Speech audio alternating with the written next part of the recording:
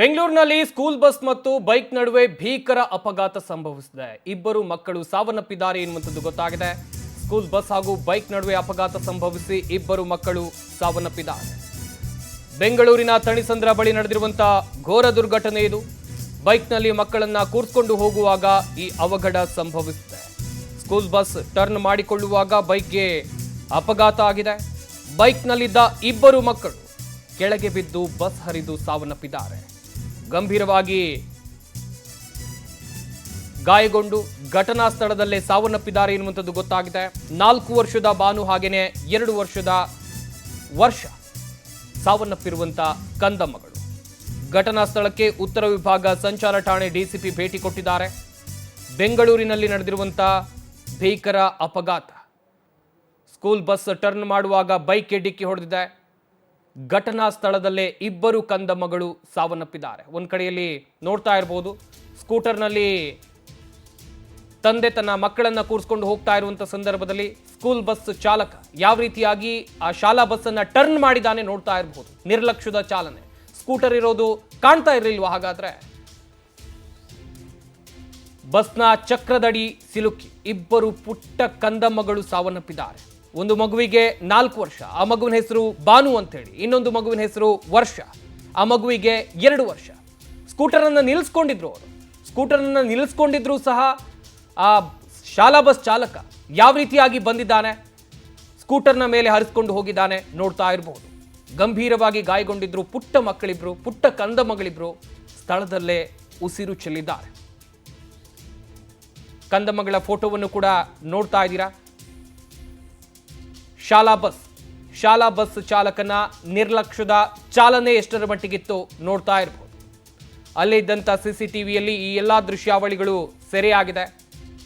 School bus turn ಮಾಡುವಾಗ ಬೈಕ್ಗೆ ಸ್ಕೂಟರ್ಗೆ ಡಿಕ್ಕಿ ಹೊಡೆದಿದೆ. ಸ್ಕೂಟರ್ಗೆ ಡಿಕ್ಕಿ ಹೊಡೆದು ಇಬ್ಬರು ಮಕ್ಕಳು ಸಾವನ್ನಪ್ಪಿದ್ದಾರೆ. ಅದ್ಯಾರದ್ದೋ ನಿರ್ಲಕ್ಷ್ಯಕ್ಕೆ ಬಾಳಿ ಬದುಕಬೇಕಿದ್ದ ಪುಟ್ಟ ಕಂದಮ್ಮಗಳು ಉಸಿರು ಚೆಲ್ಲಿದ್ದಾರೆ. ಪೋಷಕರು ಕೂಡ ತಮ್ಮ ಮಕ್ಕಳ ಬಗ್ಗೆ ಬೆಟ್ಟದಷ್ಟು ಕನಸುಗಳನ್ನು ಕಂಡಿರ್ತಾರೆ. ತಂದೆ ಸ್ಕೂಟರ್ನಲ್ಲಿ ಕೂರಿಸಿಕೊಂಡು ಹೋಗುವಾಗ ಈ ಘಟನೆ ನಡೆದಿದೆ ಎನ್ನುವಂಥದ್ದು ಗೊತ್ತಾಗಿದೆ. ಈ ಬಗ್ಗೆ ಇನ್ನಷ್ಟು ಮಾಹಿತಿಯನ್ನು ಕೊಡ್ತಾರೆ ನಮ್ಮ ಪ್ರತಿನಿಧಿ ವೆಂಕಟೇಶ್. ದೂರವಾಣಿ ಸಂಪರ್ಕದಲ್ಲಿ ಜಾಯ್ನ್ ಆಗ್ತಾ ಇದ್ದಾರೆ. ವೆಂಕಟೇಶ್, ಗಮನಿಸ್ತಾ ಇದ್ವಿ ಬೆಂಗಳೂರಿನಲ್ಲಿ ಅಪಘಾತ ಪ್ರಕರಣಗಳ ಸಂಖ್ಯೆ ಹೆಚ್ಚಾಗ್ತಾ ಇರುವಂತ ಈ ಸಂದರ್ಭದಲ್ಲಿ ಈ ಪ್ರಕರಣವನ್ನು ನೋಡ್ತಾ ಹೋಗೋದಾದ್ರೆ ಇಲ್ಲಿ ಶಾಲಾ ಬಸ್ ಚಾಲಕನ ನಿರ್ಲಕ್ಷ್ಯದ ಬಗ್ಗೆ ಹಾಗೆಯೇ ಈ ಅಪಘಾತದ ಬಗ್ಗೆ ವಿವರಣೆಯನ್ನು ಕೊಡ್ತಾ ಹೋಗೋದಾದ್ರೆ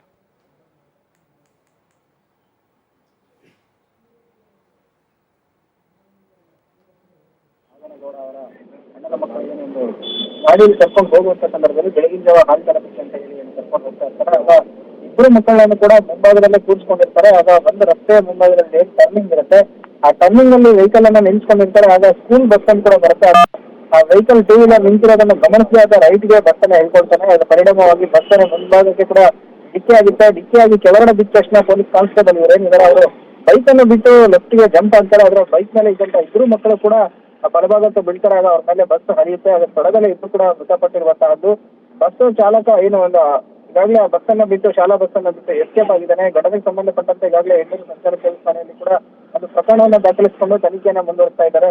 ಈಗಾಗಲೇ ಮೃತದೇಹಗಳನ್ನು ಕೂಡ ಯಲಹಂಕ ಸರ್ಕಾರಿ ಆಸ್ಪತ್ರೆಗೆ ರವಾನೆ ಮಾಡಿದ್ದು ಪೋಷಕರು ಕೂಡ ಅಲ್ಲಿ ಬಂದಿದ್ದಾರೆ. ಈಗ ಬಸ್ ಚಾಲಕನ ಒಂದು ನಿರ್ಲಕ್ಷ್ಯ, ಅಜಾಗರೂಕತೆ ಈ ಒಂದು ಅಪಘಾತಕ್ಕೆ ಪ್ರಮುಖ ಕಾರಣ ಅಂತ ಹೇಳ್ಬೋದು. ಇನ್ನು ಈ ಮಕ್ಕಳನ್ನ ಗಾಡಿಯ ಮುಂಭಾಗ ಟ್ಯಾಂಕ್ ಮೇಲೆ, ಅದು 4 ಹಾಗೂ 2 ವರ್ಷ ಅಷ್ಟು ಚಿಕ್ಕ ಮಕ್ಕಳನ್ನ ಮುಂದೆ ಕೂರಿಸ್ಕೊಂಡ್ ಬಂದಿದ್ದು ಕೂಡ ಈತನ ಒಂದು ನಿರ್ಲಕ್ಷ್ಯ ಅಂತ ಹೇಳೋದು ಕೂಡ ತಪ್ಪಾಗಲ್ಲ. ಯಾಕಂತ ಹೇಳಿದ್ರೆ ಮಕ್ಕಳಿಗೆ ಅದನ್ನ ಇಟ್ಕೊಂಡು ಗಟ್ಟಿಯಾಗಿ ಕೂತ್ಕೊಳ್ಳೋ ಅಷ್ಟು ಸಾಮರ್ಥ್ಯ ಕೂಡ ಇರೋದಿಲ್ಲ. ಸಹಜವಾಗಿಯೇ ಕೂಡ ಅದು ಕೂಡ ಒಂದು ಮಿಸ್ಟೇಕ್ ಅಂತಾನೆ ಹೇಳ್ಬೋದು ಇವ್ರದ್ದು ಕೂಡ. ಹಾಗಾಗಿ ಈ ಒಂದು ಅಪಘಾತಕ್ಕೆ ಇಬ್ಬರು ಒಂದು ನಿರ್ಲಕ್ಷ್ಯ ಅಂತಾನೆ ಹೇಳೋದು ತಪ್ಪಾಗಲಿಲ್ಲ. ಸದ್ಯ ಈಗ ಮಕ್ಕಳನ್ನ ಕಳ್ಕೊಂಡ ಪೋಷಕರು ಕೂಡ ಈಗ ಆಕ್ರಂದ ಮುಗಿಲು ಬಿಟ್ಟಿರುವಂತದ್ದು. ಘಟನೆಗೆ ಸಂಬಂಧಪಟ್ಟಂತ ಏನು ಎಸ್ಕೇಪ್ ಆಗಿರುವಂತಹ ಬಸ್ ಚಾಲಕ ಏನಿದ್ದಾನೆ ಆತನ ಬಂಧನಕ್ಕೂ ಕೂಡ ಮುಂದಾಗಿರುವಂತಹದ್ದು.